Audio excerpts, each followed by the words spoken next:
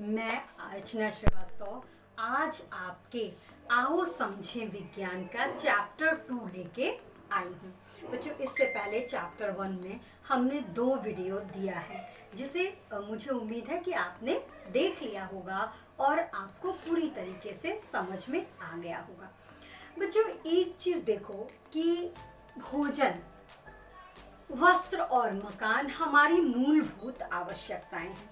कभी तुमने सोचा है कि वस्त्रों को टेलर सिलता है, लेकिन उसके सिलने से पूर्व जब वो क्लोथ्स के रूप में, कपड़े के रूप में होता है, तो उसे किस किस प्रक्रिया से होके गुजरना पड़ता है? तो बच्चों, इस चैप्टर में आज हम यही पढ़ेंगे कि कैसे रेशों से वस्त्र तक की प्रक्रिया अपनाई जाती है। बच्चों, जो सबसे छोटी यूनिट होती है वो वस्त्र की, वो रेशा अथवा तंतु कहलाती है। ठीक है, जो सबसे छोटी यूनिट होती है वो तंतु होती है। अब ये होता है कि वो तंतु हम प्राप्त कहाँ से करते हैं?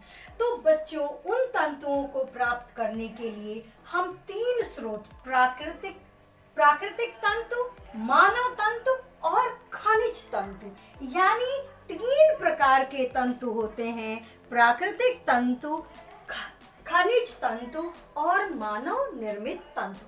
प्राकृतिक का आप मतलब समझ रहे हो, यानी जो हमें प्रकृति से प्राप्त हुआ है, जो हमने नहीं बनाया, जो हमें प्राकृतिक रूप से प्राप्त हुआ है, वो प्राकृतिक कहलाएगा। और मानव निर्मित, यानी जिसे मनुष्य ने स्वयं बनाया है, वह मानव निर्मित तंतु होते हैं। और खनिज तंतु बच्चों, बड़े बड़े रॉक्स के नीचे एस्बेस्टॉस के तंतु पाए जाते हैं, जिन्हें वस्त्रों के रूप में परिवर्तित करके अग्निरोधी वस्त्र बनाए जाते हैं। अग्निरोधी का मतलब ऐसा वस्त्र जिसमें आग न पकड़े, तो खनिज तंतु एस्बेस्टॉस होता है। बच्चों, अप्राकृतिक तंतुओं में प्रकृति से हमें तंतु प्राप्त होता है, लेकिन उससे भी 2 तरीके से प्राप्त होता है। पहला जंतुओं द्वारा, दूसरा वनस्पतियों द्वारा। कुछ जैसे आप देखो, जैसे भोजन भी तो हम वनस्पतियों से भी प्राप्त करते हैं, जंतुओं से भी प्राप्त करते हैं। जैसे भोजन में दूध है, अंडा है, मांस है, मछली है, ये हमने किससे प्राप्त किया? जंतुओं से। और जो साग है, भाजी है, गाजर है, करेला है, ये सब जो सब्जियां हैं वो हम कैसे प्राप्त करते हैं? वनस्पतियों से।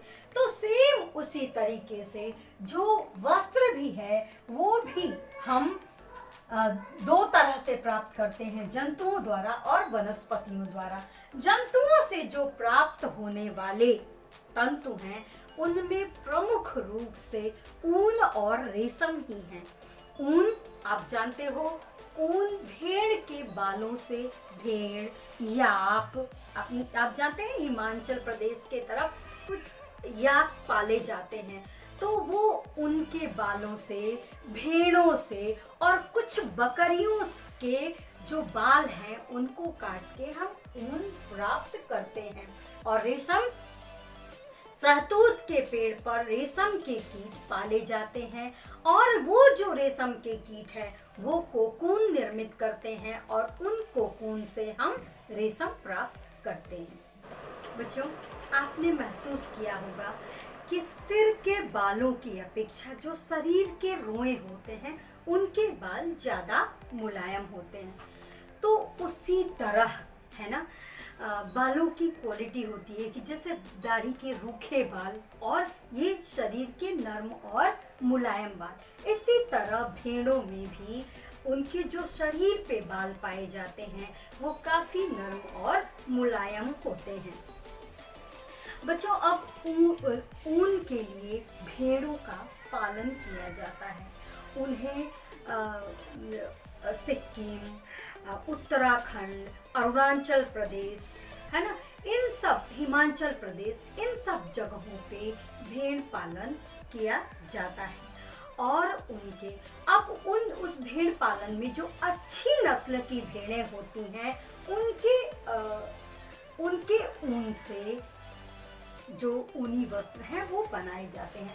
अब बच्चों यहाँ पे भेड़ की प्रजाति किस राज्य से संबंधित है और उसके ऊन की गुणवत्ता क्या होती है अथवा कहाँ पे उसे प्रयोग किया जाता है, ये मैं इस चार्ट में दे रही हूँ।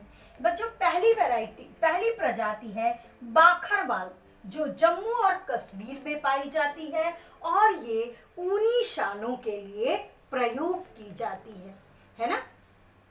दूसरा है रामपुर बुसायर। रामपुर बुसायर उत्तर प्रदेश और हिमाचल प्रदेश में पाई जाने वाली प्रजाति है। यह भूरे ऊन वाले कंबल के लिए जानी जाती है। तीसरा है नाली अथवा नली। ये राजस्थान, पंजाब, हरियाणा में ये प्रजाति पाई जाती है और इसका प्रयोग गलीचा बनाने के लिए किया जाता है। अगली है लोही, जो राजस्थान और पंजाब में पाई जाती है और इसका प्रयोग ऊनी वस्त्र बनाने के लिए किया जाता है। अगली है मारवाड़ी, जो गुजरात में पाई जाती है और मोटी और रुक्ष मतलब कड़े ऊन कंबल बनाने के लिए करी जाती है। अगला है पाटनवाड़, जो गुजरात में पाई जाती है और होजरी के लिए जानी जाती है। जाना कि किस प्रदेश में कौन सी प्रजाति होती है और उसकी ऊन की क्या गुणवत्ता होती है। अब बच्चों, भेड़ के बालों को ऊन के धागे में परिवर्तित करने के चरण क्या किन किन, वो जो तंतु है जो बाल कटता है उसके बाद वस्त्र बनने तक उसे किस किस प्रक्रिया से होके गुजरना पड़ता है, इसे हम जानेंगे। जिसमें सबसे पहला है भेड़ों के बालों की कटाई। बच्चों, भेड़ों के बालों की कटाई ज्यादातर ग्रीष्म ऋतु में की जाती है। आप जानते हो ना, जो ये बाल होते हैं, जंतुओं के जो बाल होते हैं, वो उन्हें मौसम की मार झेलने के लिए उन्हें समर्थ बनाते हैं। जाड़े में आप देखो कि वो उन बालों की वजह से उन्हें ठंड नहीं लगती, इसलिए गर्मियों के मौसम को उचित जानकर उनके बालों की कटाई गर्मियों के मौसम में की जाती है, ताकि उससे भेड़ को तापमान के साथ अनुकूलन करने में कोई परेशानी न हो और उन बालों को काट लिया जाता है। अब है अगला अभिमार्जन। अभिमार्जन का तात्पर्य क्या है कि वो जो कटे हुए बाल हैं उनको बड़ी बड़ी टंकियों में धोया जाता है। धोने से क्या होता है, उसकी धूल, गंदगी और जो बेकार की चीजें होती हैं वो निकल जाती हैं। उसके बाद तीसरा स्टेप क्या होता है, छटाई। छटाई में क्या होता है कि जब उसका अभिमार्जन कर लिया जाता है उसके बाद उसे लंबाई, चिकनाई और अन्य गुणों के आधार पे अलग अलग छांट लिया जाता है, ताकि उन्हें वस्त्र बनाने की प्रक्रिया में ले आया जा सके। उसके बाद अगला है कताई। बच्चों, जब उन्हें लंबाई के आधार पे, चिकनाई के आधार पे एवं उनके अन्य गुणों के आधार पे अलग अलग छांट लिया जाता है, तब उनकी कताई होती है। कताई के बाद उन्हें रेशे के रूप में बनाया जाता है। अगला है रंगाई। बच्चों, आप जानते हो भेड़ों से प्राप्त जो बाल होते हैं वो ज्यादातर काले, सफेद अथवा भूरे रंग के होते हैं। तो केवल इन्हीं 3 रंग के वस्त्र पहनने से तो मनुष्य की आदत है वो जल्दी बोर हो जाता है। तो इन रंगों में विभिन्नता लाने के लिए कि वो थोड़े कलरफुल हो जाएं, इसके लिए वो जो काटने के बाद रेशे बने हुए हैं उनकी रंगाई की जाती है।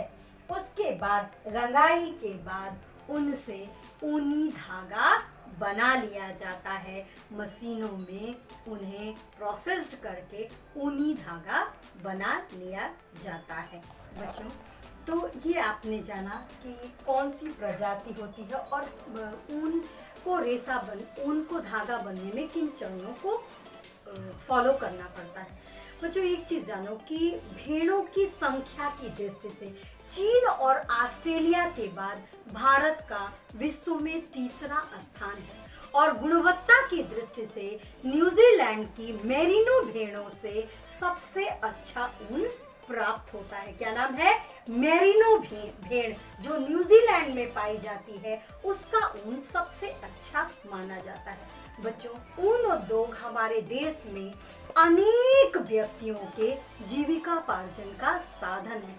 किंतु जानते हो बच्चों आप कि जो लोग इस उद्योग में लगे हैं, उसकी छटाई में, उसकी रंगाई में या अन्य किसी कारीगरी में, वो एक एंथ्रेक्स नाम के जीवाणु से संक्रमित हो जाते हैं, जो बाद में एक घातक रुधिर रोग, जिसको शॉर्ट्स रोग कहते हैं, उसके रूप में दिखाई देता है।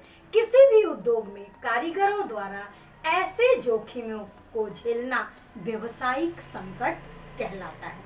तो बच्चों, आज हमने जाना ऊन कैसे बनता है और ऊन किस भेड़ का कितनी गुणवत्ता वाला ऊन होता है और क्या बीमारी हो जाती है उनके कारीगरों को उस व्यवसाय में रहने पे।